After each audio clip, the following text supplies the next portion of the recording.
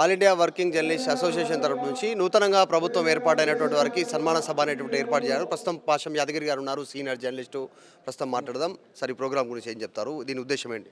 ఇది ఏంటంటే తెలంగాణ ఏర్పడిన తర్వాత తెలంగాణ బిల్లు పెట్టిన సోనియా గాంధీకి మద్దతు చెప్పాలి, ఆమెకు థ్యాంక్స్ చెప్పాలి. కానీ ఎప్పటిదాకా అట్లా వీలు కాలేదు. ఎందుకంటే టీఆర్ఎస్ ప్రభుత్వం ఎక్కడ కేసీఆర్ కానీ కేటీఆర్ కానీ సోనియా గాంధీ పేరు చెప్పలేదు. తెలంగాణ ఉద్యమం మొదలుపెట్టిన బెల్లెలత పేరు కానీ గద్దర్ పేరు కానీ చెప్పలేదు. గద్దర్కి అయితే ఇంటర్వ్యూ కూడా చేయలేదు. మేమే తెలంగాణ తెచ్చినప్పుడు బీరాలు బలికినరు, బింకాలు పోయినరు. అందుకని మేమేమనుకున్నాం, అసలు తెలంగాణ మొదలుపెట్టిన వాళ్ళు ఎవరు, తెలంగాణ బిల్లు పెట్టిన వాళ్ళు ఎవరు, వాళ్ళకి థ్యాంక్స్ చెప్పాలి. లేకపోతే Telangana will become an ungrateful society. గ్రేట్ఫుల్గా ఉండాలి, థ్యాంక్స్ చెప్పాలి, ఉండాలి, మనం రుణపడి ఉండాలి, వాళ్ళకి కృతజ్ఞులమై ఉండాలి. అప్పుడే మనం వాళ్ళు చెప్పింది వాళ్ళు కూడా మనకు గుర్తిస్తారు, మనం వాళ్ళని గుర్తిస్తాం.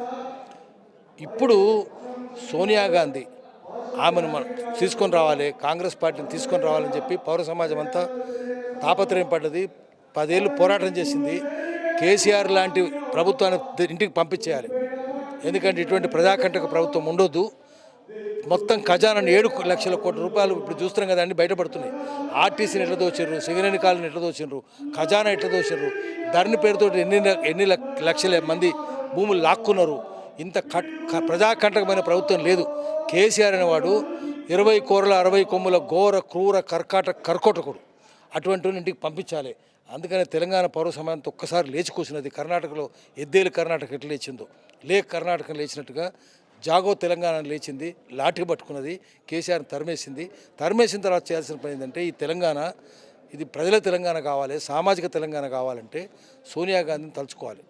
ఆమె ఎందుకోసం పెట్టింది? 2004లో ఎన్నికలప్పుడు సోనియా గాంధీ లేకపోతే కేసీఆర్ లేడు. నేను ఏమైపోతుంది, సోనియా గాంధీతో చర్చలు కానీ విఫలమైతే, పొత్తు లేకపోతే నాకు ఒక్కటే మార్గం, నేను వంతెనెక్కాలి, యమనలు దూకాలి. నాతో కూడా అన్నమాట, నరేంద్రతో అన్నమాట, కేశవరావు ఇంకా ఉన్నాడు, ఆయనతో కూడా అన్నమాట. ఏదన్నా చేసి మీరు దండం పెడతా, మీరు పొత్తులు సఫలం చేయండి అని చెప్తే మేమంతా పోయి సోనియా గాంధీతో మాట్లాడితే సోనియా గాంధీ 42 సీట్లు ఇచ్చింది, అసెంబ్లీ సీట్లు, 6 పార్లమెంట్ సీట్లు ఇచ్చింది. అది లేకపోతే కేసీఆర్ లేడు. ఇచ్చిందే కాక మంత్రి పదవులు కూడా ఇచ్చింది. ఇచ్చేటప్పుడు మేనిఫెస్టోలు పెట్టింది. కాంగ్రెస్ పార్టీ మేనిఫెస్టోలో ప్రజలు కోరుకుంటున్నారు కాబట్టి తెలంగాణ ఏర్పాటు చేస్తామని మాట ఇచ్చింది. ఆ తర్వాత ఎన్నికలు అయిపోయినాక ప్రభుత్వం కామన్ మ్యాన్ ప్రోగ్రాంలో తెలంగాణ అంశం చేర్చింది. కాబట్టే 10 ఏళ్లలో తెలంగాణ ఇచ్చిన వాళ్ళు మాట తప్పలేదు. ఇప్పుడు తెలంగాణలో పబ్లిక్ మ్యాండేట్ ఇచ్చారు, కాంగ్రెస్కి అధికారం ఇచ్చారు. మీరు ఇప్పుడు కొత్తగా ఏర్పడ్డ ప్రభుత్వానికి ఏం చెప్తున్నామంటే, మొట్టమొదటి మీరు చేయవలసింది, ముందు కేసీఆర్ ఏదైతే ధ్వంసం చేసినాడో అవన్నీ పునరుజ్జీవింపజేయండి. వ్యవసాయ ఉత్పత్తి నాశనం చేసినాడు, ధరణి పేరుతో భూములన్నీ లాక్కున్నాడు. వ్యవసాయ ఉత్పత్తి లేకపోతే రెంట్ సీకింగ్ ఎకానమీ ఉంటుంది, ప్రొడక్షన్ ఎకానమీ ఉండాలి. అంటే వ్యవసాయ ఉత్పత్తి ఉండాలి, కుటీర పరిశ్రమలు ఉండాలి, పట్టణాల్లో పరిశ్రమలు ఉండాలి. అది ఉపాధి కల్పించే పరిశ్రమలు కాదు, ఐటీ లాంటి సెక్టర్ కాదు, సర్వీస్ సెక్టర్ కాదు, ఎంప్లాయ్మెంట్ సెక్టర్ ఉండాలి. అందుకని గతంలో ఏ పరిశ్రమలు అయితే మూసేసినారో, లిబరలైజేషన్, ప్రైవేటైజేషన్, గ్లోబలైజేషన్ వచ్చినాక హైదరాబాద్ చుట్టూ పరిశ్రమలు మూసేసినారు. కేసీఆర్ ఏం చెప్పిండు, మేము రీఇండస్ట్రియలైజేషన్ చేస్తున్నాడు. అంతకుముందు ప్రభుత్వాలు డీఇండస్ట్రియలైజేషన్ చేస్తే మేము రీఇండస్ట్రియలైజేషన్ అన్నాడు. ఇప్పటిదాకా అది కాలేదు. శ్మశానంగా ఉన్నాయి అన్ని పారిశ్రామిక వాటికలు. శ్మశాన వాటికలుగా మారిన పారిశ్రామిక వాటికలు మళ్ళీ కలకల్లాడాలంటే ఆ పరిశ్రమలు తిరిగి తెరవాలి. ఊరూరా మళ్ళీ వ్యవసాయ ఉత్పత్తి ఉండాలి. గ్రామీణ ఆర్థిక వ్యవస్థను పరిపుష్టం చేయాలి. గ్రామాలకు పోతే మొండిగోడలు ఉంటున్నాయి, ముసలోళ్ళే ఉంటున్నారు, అందరూ వలసపోతున్నారు. 14 కోట్ల జనాభా దేశంలో వలస కూలీలు ఉంటే దాంట్లో 50 లక్షల జనాభా తెలంగాణలో ఉన్నారు. కరువు జిల్లాలే. ఎందుకు కరువు అవుతుందంటే, ఇంతకుముందు ప్రభుత్వాల దుర్మార్గం ఏంటంటే కొండలన్నీ కొట్టేసినారు, అడవులన్నీ కొట్టేసినారు. ఒక కరీంనగర్ జిల్లా కొత్త ప్రభుత్వం చేస్తుంది, ఇవన్నీ సంక్షేమం మళ్ళీ గాడిలో తీస్తుంది అనేటువంటి నమ్మకం మీకుందా? ఎందుకంటే వీళ్ళు ఇచ్చిన హామీలు గత ప్రభుత్వం ఇచ్చినటువంటి హామీల కంటే డబల్ అవుతున్నాయి అనేటువంటిది జయప్రకాష్ నారాయణ లాంటి వాళ్ళు చాలా స్పష్టంగా చెప్తున్నారు. ఆర్థిక వ్యవస్థ చిన్నాభిన్నమైన సిచ్యువేషన్కి వచ్చింది, ఈ ఇచ్చిన హామీలు అమలు చేసే పరిస్థితి లేదు లాంగ్ రన్లో అనేటువంటిది. నారాయణ జోకర్ వాడిని ఏం చెప్పొద్దు. ఎందుకంటే మద్య నిషేధం చంద్రబాబు నాయుడు ఎత్తేస్తే నోరిప్పలేదు. ఇటువంటి జయప్రకాష్ నారాయణ ఎగ్జాంపుల్ కాదు. ఎవడు ప్రభుత్వంలో ఉంటే వాడిని మూతనాక్కుంటుంటాడు, అది లెక్క కాదు. మళ్ళీ అవుతుంది. ఆ 7 కోట్ల డబ్బులు కనుక తిరిగి తీసుకొస్తే వాళ్ళందరికీ దండగేయాలి. తీసుకొచ్చేస్తే ముక్కుబిండి వసూలు చేస్తే ఆర్థిక వ్యవస్థ నష్టమే ఉండదు, పోతుంది. జయప్రకాష్ నాయుడు జోకర్, మేము చెప్తాం, వాడు ఆర్థికవేత్త కాదు. వాడు ఎవడు ప్రభుత్వం ఉంటే వాడు మూతనాకుతాడు, కాలు విసుకుతాడు. అందుకని మనం అది చేయాల్సింది. అన్ని ప్రభుత్వాలను మెచ్చుకున్నాడు కదా, అదే మనకు అది జయప్రకాష్ నాయుడు పేరే చెప్తే ఒళ్ళు మండుతుంది. అందుకని మనం చేయాల్సింది ఏంటంటే ఎన్టీ రామారావుని చంపిన మెచ్చుకున్నాడు కదా, ఎన్టీ రామారావుని చంపడానికి కూడా కారణమైనడు కదా, వాందేందుకు మనకు వద్దు, వాడు తెలంగాణ సంబంధమే లేదు, మనం పోయి అక్కడ కూర్చోమని వాడి జిల్లాలో. మనం చెప్పాల్సింది ఏంటంటే ఇక్కడ 7 లక్షల కోట్లు కనుక తిరిగి రాబడితే ఏ సమస్య ఉండదు, రాబట్టాలి కూడా. ప్రజల భూములు తిరిగి వాళ్ళకి ఇస్తే అయిపోద్ది. ఆర్థిక వ్యవస్థను పరిపుష్టం చేస్తే, గ్రామీణ ఆర్థిక పరిపుష్టం చేస్తే అవే ఖజానా నింపుతుంది. పెద్ద కష్టమైనది ఏం కాదు. అప్పుడు కేసీఆర్ చేసింది ఏంటంటే అప్పుడు ప్రజలకు ఇచ్చిన వాగ్దానాన్ని అమలు చేయొచ్చు కేసీఆర్, కానీ మొత్తం తనే తినిపోయిండు, తనే మేసిండు, ఏం బతకలే. ఆయన కుటుంబం మేసేసింది. ఆయన ఎమ్మెల్యేలు చేసిండు, ఒక్కొక్క ఎమ్మెల్యే ఒక్కొక్క నయం అయిపోయిండు.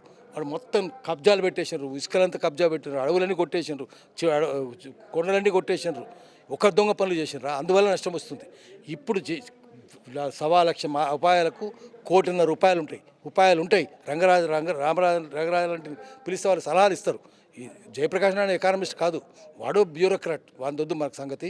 ప్రజలు చాలామంది చెప్తారు, ఎకానమిస్టులు ఉన్నారు, ప్రజలు ఉన్నారు, ప్రజలే చెప్తారు, చదువురాని ప్రజలే చెప్తారు. అందుకని చదువురాని ప్రజలే చెప్తాం. మీడియా కూడా ఈ దొంగల్ని కోటు చేయొద్దు, ప్రజల్ని కోటు చేద్దాం. ప్రజలు చెప్తారు మార్గాలు. ఏ ఊరికి పోయినా రోడ్లు విడిచి తల్లి చెప్తుంది ఏం చేయాలని, ఉపాయం ఏదో చెప్తుంది. అందుకని ఈ ఆర్టీసీ బస్సులు నష్టమని చెప్పడం కూడా తప్పు. ఆర్టీసీ వల్లనే పరిపుష్టమవుతుంది. మొట్టమొదటి ఆర్టీసీ బస్సులు ఫ్రీగా చేస్తే పబ్లిక్ ట్రాన్స్పోర్ట్ పెరుగుతుంది. పబ్లిక్ ట్రాన్స్పోర్ట్ అయితే కారు తీయడం బయటకు బంద్ అవుతుంది, ట్రాఫిక్ జాములు బంద్ అవుతాయి, యూ టర్న్లు బంద్ అవుతాయి, ఎక్కువ పెట్రోల్ ఇంపోర్ట్ చేసుకోవడం పోతుంది. అంటే ఇంపోర్ట్ చేసుకుంటే ఏమవుతుంది, మీ ఫారెన్ ఎక్స్చేంజ్ పోతుంది, అంత బయటికి వెళ్ళిపోతుంది. పొల్యూషన్ ఎంత భయంకరంగా ఉంటుంది, పొల్యూషన్ పోతుంది, గ్లోబల్ వార్మింగ్ పోతుంది. ఇన్ని సమస్యలు పరిష్కారం అవుతాయి. వాళ్ళకేం తెలుసు బ్యూరోక్రాట్స్ కాదు, పర్యావరణవేత్తలు అడగాలి. పర్యావరణలు అందరూ చెప్తున్నారు మంచిదని చెప్తున్నారు. అన్నిటికంటే ఆడపిల్లలు కష్టాలు వస్తే ఆత్మహత్యలు మానేసి బస్సు ఎక్కిపోయి కష్టాలు ఉన్న తల్లిదండ్రుల దగ్గర పోయి కూర్చుంటారు, కష్టాలు కూడా పోతాయి. అందుకని ఉమెన్ ఎంపవర్మెంట్ అదే అవుతుంది. ఉమెన్ ఎంపవర్మెంట్ మనం సాధించాలి. ఒక్కటొకటి అన్ని పరిష్కారం అవుతాయి. అందుకని మనము ఆ ఉమెన్ పోయి అడుగుదాం ఏమవుతుందని చెప్పి. ఐఏఎస్ జోకర్ని అడగొద్దు, మనము ప్రజల దగ్గర పోదాం. ప్రజలు అన్ని సమస్యలకు పరిష్కారాలు చెప్తారు. 1,00,000 ఉపాయాలకు 1,50,00,000 ఉన్నాయి. ఉపాయాలు కూర్చోవాలి. 10 ఏళ్ళు తాగి పండుకుంటే ఈ జోకర్ ఏం మాట్లాడలే, ఎందుకు తాగి పడుకున్న వాళ్ళు ఆయన మెచ్చుకున్నాడు. అందుకని వద్దు. 10 ఏళ్ళు తాగి పడుకున్నాడు కదా, ఎక్కడ ఉన్నాడు కనిపించిందా? జయప్రకాష్ పోయి గల్లా బట్టి అడగాలి కదా, వాడు గొప్పడని కూడా చెప్పిండు. అందుకని అది మనకు కావాల్సింది. వాళ్ళని కీర్తించే వాళ్ళు వాళ్ళ మూతి నాక్కుంటూ పాదాలు విసుకుంటుంటారు. మనం ప్రజల దగ్గర పోతే ప్రజలు అన్ని సమస్యలు పరిష్కారం చెప్తారు. పరిష్కారం ఉన్నది, పరిష్కారం లేదనేది తప్పది. అందుకని అన్ని కుదుటపడతాయి. వీళ్ళను పౌర సమాజం కూడా ఊరుకోదు. ఎందుకంటే వాళ్ళని గెలిపించిన కాంగ్రెస్ పార్టీని గెలిపించిన పౌర సమాజం నిరంతరం నిఘా పెడుతుంది. ఈ కాంగ్రెస్ మీద కూడా నిఘా పెడుతుంది. దీనిలో కూడా దొంగలు వస్తే వాళ్ళని కూడా ప్రశ్నిస్తుంది. ఇందులో కూడా దొంగలు చాలామంది చేరినరు, మంత్రులు అయినరు, ఎమ్మెల్యేలు అయినరు, వాళ్ళు కూడా ఉన్నారు. వాళ్ళని కూడా పౌర సమాజం వదిలిపెట్టది. ఎందుకంటే కర్ణాటకలో ఏమైనా దొంగ పనులు చేస్తున్నా అక్కడ 180 సంఘాలు కలిసి ఒక ఎద్దేలు కర్ణాటక సంఘం అయ్యి ఆ ప్రభుత్వమే నిఘా పెట్టినాయి, తప్పుపడుతున్నాయి, పత్రికలు రాస్తున్నాయి కూడా. అట్లనే ఇక్కడ కూడా రాస్తే నిరంతర నిఘా వల్ల అది దారిలో పడుతుంది. దారిలో పడితే అన్ని తప్పులన్నీ సరిదిద్దు అవుతాయి, ప్రజల రాజ్యం అవుతుంది. అంటే ఈ ప్రభుత్వంలో కూడా తప్పులుంటే ప్రశ్నిస్తారు. ఇక్కడ అన్నింటిని ప్రశ్నించాల్సిందే. ఎవరు తప్పు చేసినా ప్రశ్నించాల్సిందే. దళితుల మీద ఏమేమి అరాచకాలు చేసినా తెలుసు. వాడు ఇప్పుడు ఎమ్మెల్యే అయ్యిండు. దళితులు వ్యాపారులైన ఊర్లే కొట్టి విపరీతం కొట్టిన వాళ్ళందరూ కలిసి మాలోళ్ళు ఉండదు, ఈ ఊర్లో మాదిగోళ్ళు ఉండదు కొట్టినోడు ఇప్పుడు మంత్రి అయ్యిండు. అందుకని వాళ్ళని ప్రశ్నిస్తాం, తప్పనిసరిగా ప్రశ్నిస్తాం. అందుకని ఈ ప్రభుత్వంలో కూడా ఉన్నారు, వేరే అవసరం లేదు. కానీ అనేక మంది ప్రజాకంటకులు దీంట్లో కూడా ఉన్నారు. ఇక్కడ కాంగ్రెస్ కండువా కప్పుకున్నది మాత్రం పాపాలు పోతాయా? పోవు కదా. వాళ్ళ పాపాలు వాళ్ళు మొత్తం ప్రక్షాళన చేయాలంటే వాళ్ళని యాసిడ్తో కడగాలి. ఎందుకంటే అన్ని పార్టీలు వాడే కదా ఉన్నది. ఆ పార్టీలు ఉంటాడు, ఈ పార్టీలు ఉంటాడు. 16 పార్టీలు మార్టిన్లోకి వచ్చారు. అంత మాత్రాన్ని ఏముంటుంది కాదు. కాబట్టి వాడిని మనం ఏం చేయలేం. కాబట్టి బెత్తం పట్టుకొని అయితే ఉండాలి నిరంతరం. పాశం యాదగిరి కొద్దిసేపటి కింద మాట్లాడుతూ మీకున్న అనుభవంతో మాట్లాడారు.